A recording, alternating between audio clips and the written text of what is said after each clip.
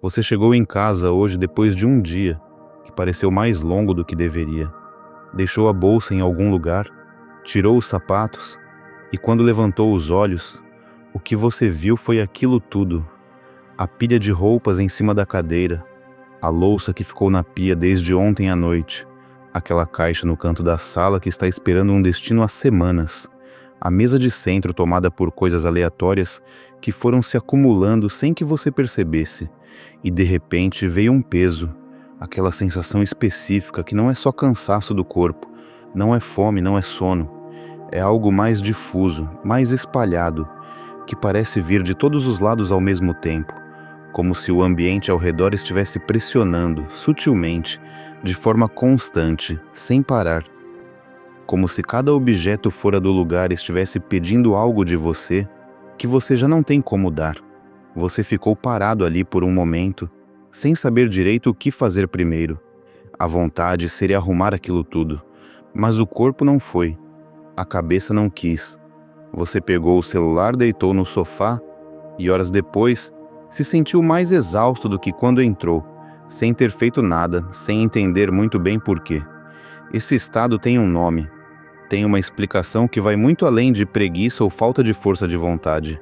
E hoje a gente vai entender isso junto, com calma, com profundidade, porque entender o que está acontecendo muda completamente a forma como você lida com isso. Seja bem-vinda, seja bem-vindo ao Devagar, tudo muda. Esse é um espaço criado para quem quer se entender de verdade, para quem está cansado, cansada de padrões que se repetem e quer finalmente entender de onde eles vêm. O que a gente vai conversar hoje parece, na superfície, uma conversa sobre organização de casa, mas não é.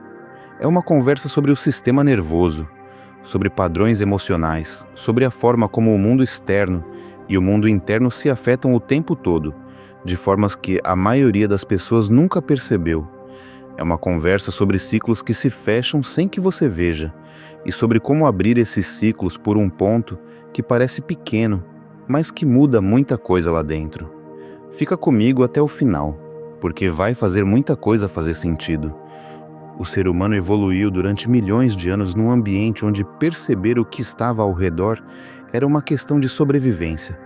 O cérebro que não prestava atenção nos detalhes do ambiente era o cérebro que não sobrevivia para passar os genes adiante.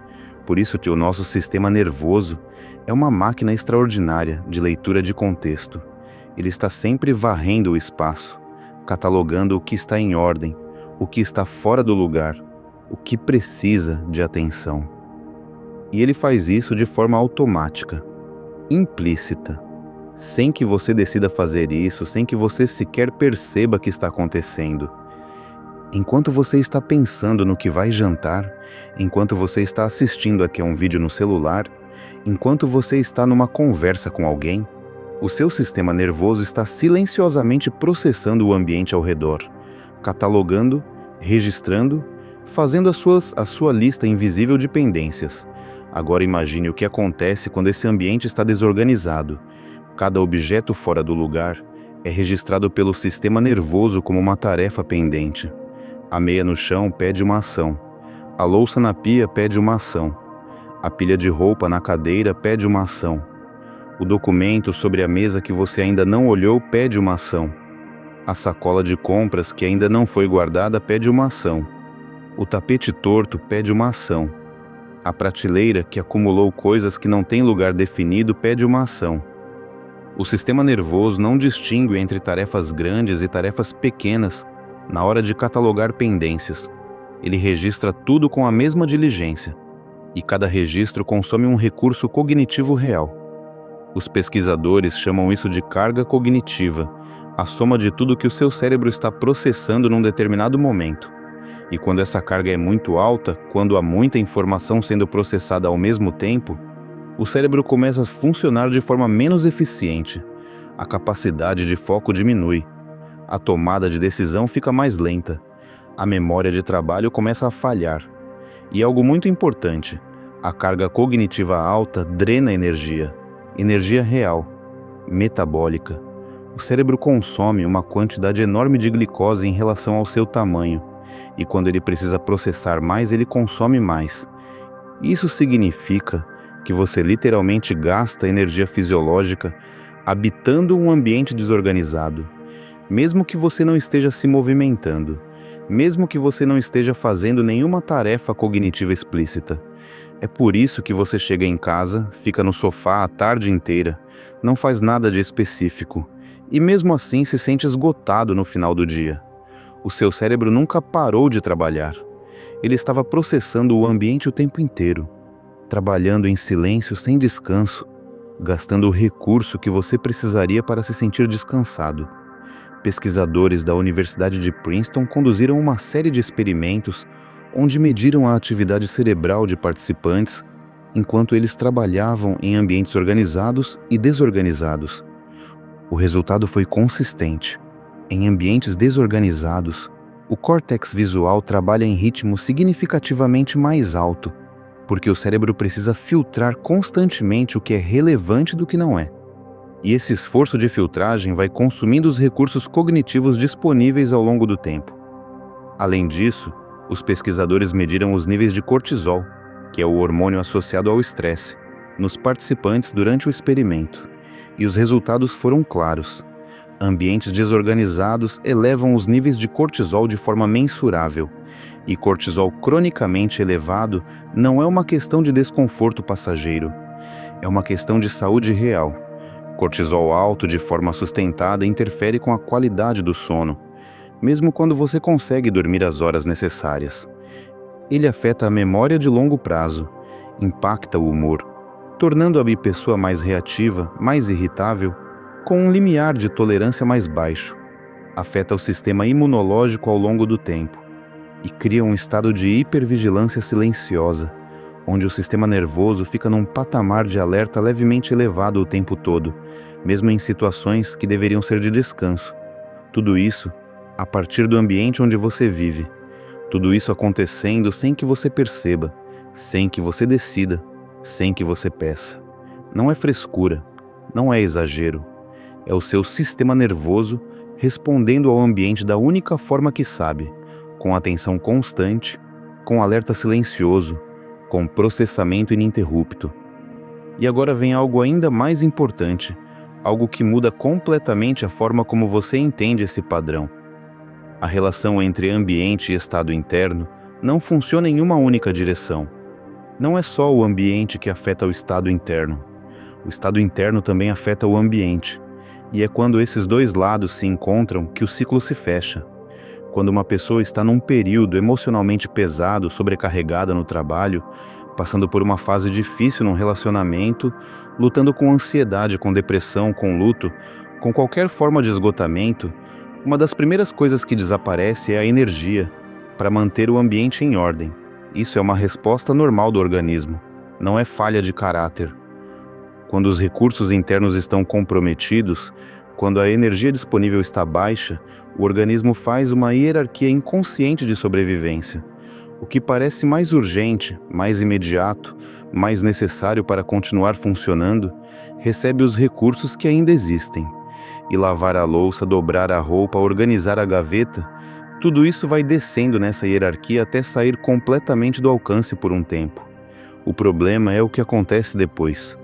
Quando o ambiente começa a acumular, quando a desordem cresce, ela começa a pesar sobre o estado emocional de quem já estava pesado. E agora tem esse fardo adicional, visual, constante, inescapável, porque você não consegue sair da sua própria casa. O estado interno pesado tira a tua energia para cuidar do espaço. O espaço desorganizado pesa mais sobre o estado interno, que fica ainda mais pesado, que cuida ainda menos do espaço. É um ciclo que se fecha. E de dentro desse ciclo parece que não tem saída, porque olhar para o acúmulo já cansa antes de começar. E a sensação de que você deveria ter cuidado disso antes, que o acúmulo é prova de que você não está dando conta, vai adicionando culpa por cima de tudo o mais. Você já ficou nesse lugar? Já sentiu esse peso específico de chegar numa casa que reflete tudo o que você está tentando escapar por dentro? Eu pergunto, porque sei que muita gente fica, porque esse ciclo é mais comum do que parece, e porque o primeiro passo para sair dele é entender que você não está nele por falta de caráter. Você está nele porque o ciclo existe, porque ele se fecha sozinho e porque ninguém te explicou como ele funciona antes de hoje. A saída existe e ela começa de um ponto que parece menor do que você espera. Existe um princípio em psicologia comportamental que muda a forma como a maioria das pessoas pensa sobre motivação. Desde pequenos, a gente aprende que a sequência correta é motivação primeiro, ação depois. Que você precisa querer fazer antes de começar a fazer. Que quando a vontade aparecer, quando você se sentir pronto, quando o momento certo chegar, aí sim você age. Mas os pesquisadores que estudam o comportamento humano mostram algo diferente. A ordem real, na maioria dos casos, é inversa. A ação vem antes. A motivação aparece durante, não antes. Durante. Isso acontece por causa da dopamina. Quando você inicia uma tarefa, quando você dá o primeiro passo, mesmo que pequeno, mesmo que sem vontade, o cérebro começa a liberar dopamina. Não no final da tarefa, no processo. E a dopamina é exatamente o que cria a sensação de prazer, de engajamento, de querer continuar. O que isso significa na prática é que esperar a vontade chegar é uma armadilha, porque a vontade não vai aparecer enquanto você está parado esperando. Ela aparece quando você começa. Então a pergunta não é: eu tenho vontade de arrumar isso?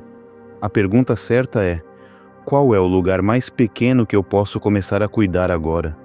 A pia do banheiro, a mesa de cabeceira, a bancada da cozinha, a pilha de roupa que ficou numa cadeira. Um lugar só, não a casa toda. Um lugar.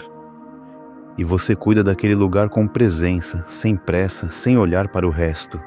E quando você termina esse lugar, algo acontece que é difícil de descrever, mas muito fácil de reconhecer quando você vive.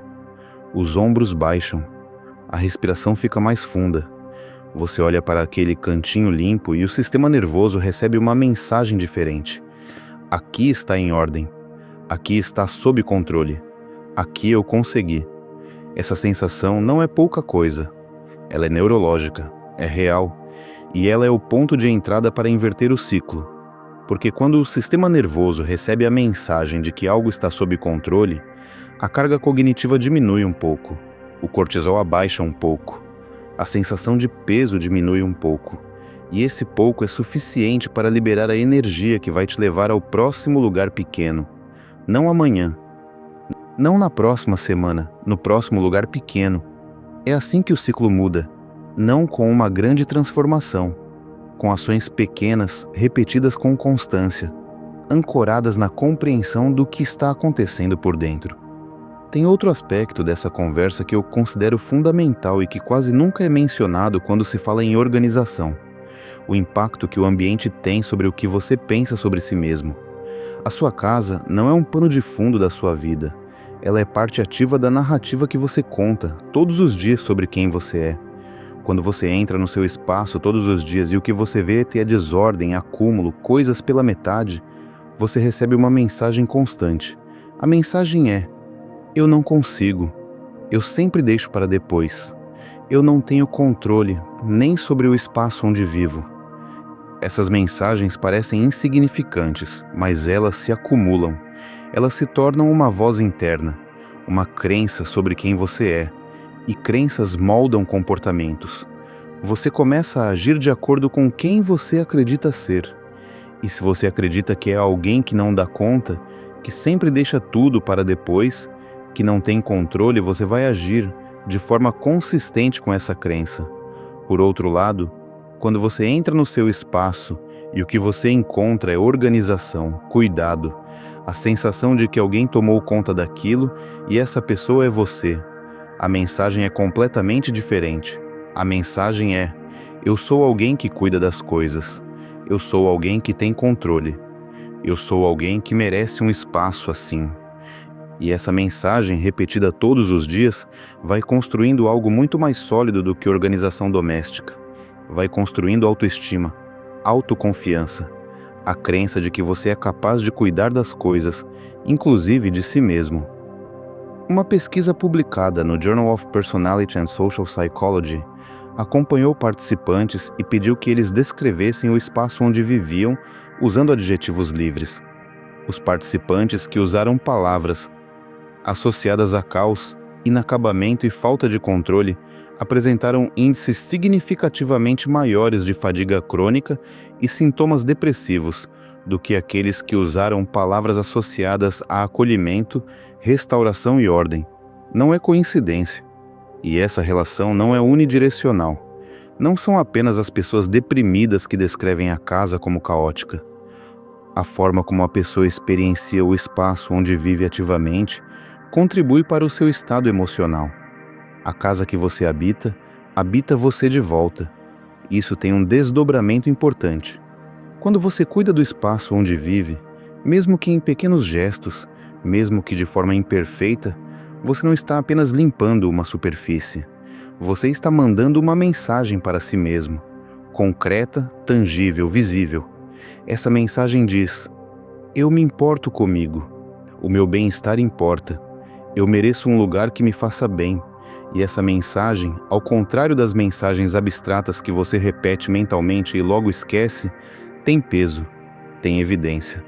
Você pode ver ela com os próprios olhos no espaço organizado ao redor. Cuidar do espaço onde você vive é um ato de autoestima, não de perfeição, de autoestima.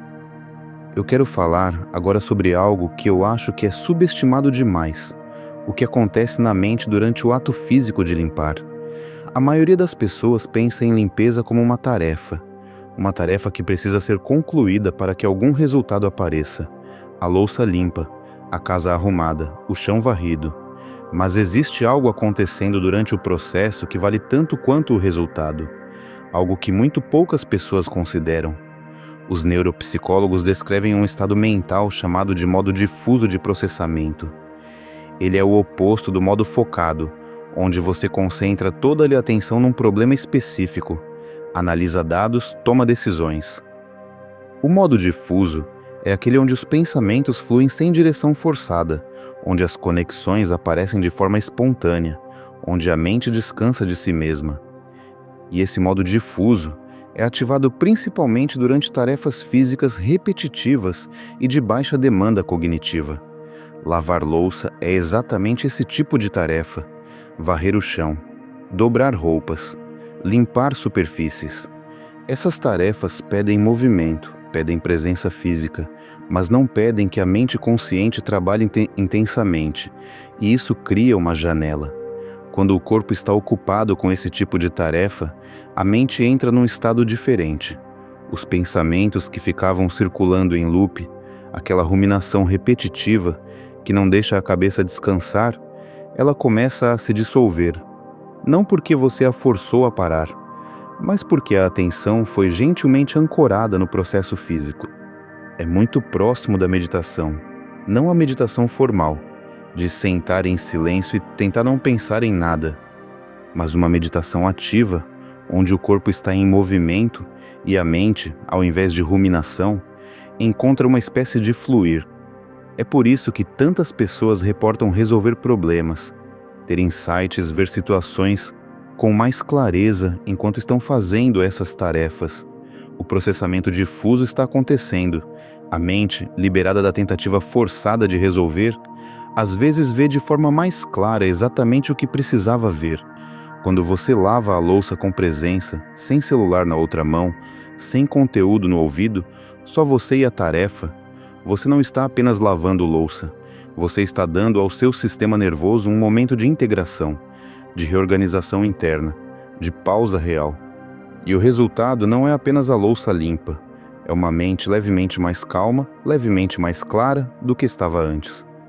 Agora, antes de continuar, eu preciso abrir um espaço que considero muito importante nessa conversa, porque às vezes, quando a gente fala de organizar o espaço, de criar rotinas, de cuidar da casa, a mensagem que chega é: se você não está conseguindo, é porque falta algo em você. E essa mensagem é uma mentira que eu quero desfazer aqui com clareza e com respeito. Há condições reais, clínicas, que afetam diretamente a capacidade de uma pessoa de organizar o espaço onde vive, de criar e manter rotinas, de concluir tarefas domésticas que para outra pessoa parecem simples. A depressão não é tristeza intensa. É uma condição que retira a energia, o interesse, a motivação para as atividades mais básicas do cotidiano. Para uma pessoa com depressão, fazer a cama pode parecer um esforço desproporcional. Não porque ela não quer, porque o sistema nervoso não está funcionando com os recursos normais. O TDAH afeta a função executiva do cérebro, que é exatamente a parte responsável por planejar, iniciar tarefas, manter a organização de espaços, criar sequências e completá-las. Para uma pessoa com TDAH, o ambiente cronicamente desorganizado não é uma escolha, é uma consequência direta de como o cérebro está funcionando. A ansiedade pode paralisar completamente diante de uma tarefa que parece esmagadora. Aquela sensação de não saber por onde começar, de que vai dar trabalho demais, é real e paralisante. O esgotamento crônico, que é diferente do cansaço comum, coloca o organismo num estado de reserva mínima, onde o corpo e a mente simplesmente não têm mais recursos disponíveis além do essencial. Se você se reconhece em algum desses estados, eu quero que você ouça isso com toda clareza. Você não está falhando como pessoa. Você está lutando com algo real. E lutas reais precisam de cuidado real, não de mais pressão sobre si mesmo. Buscar apoio profissional pode transformar completamente a forma como você experiencia a sua rotina, a sua casa e a si mesmo. E se você conhece alguém que está nesse lugar, numa casa que parece nunca sair do caos, num ciclo que parece não ter saída, não chegue com crítica, não chegue com lista de soluções. Chegue com presença, com oferta concreta de ajuda. A compaixão aqui não é opcional. É o único caminho que realmente abre alguma coisa. Eu quero te convidar agora para olhar para o espaço onde você vive de uma forma diferente. Não como uma obrigação, não como mais uma coisa na lista, não como a prova de que você está ou não dando conta da sua vida, mas como um reflexo de quanto você se importa com você mesmo. A sua casa é o único lugar no mundo onde você pode ser completamente você, sem desempenho, sem máscara, sem precisar ser nada para ninguém. É onde você chega quando está exausto. É onde você chora quando precisa. É onde você descansa, ri, existe. Ela é o cenário de tudo que é mais privado, mais verdadeiro na sua vida. E um lugar assim merece atenção, merece presença, merece que você olhe para ele com intenção. Quando você organiza um canto da sua casa, quando você limpa uma superfície, quando você cuida de um espaço, você está fazendo algo concreto pelo seu próprio bem-estar.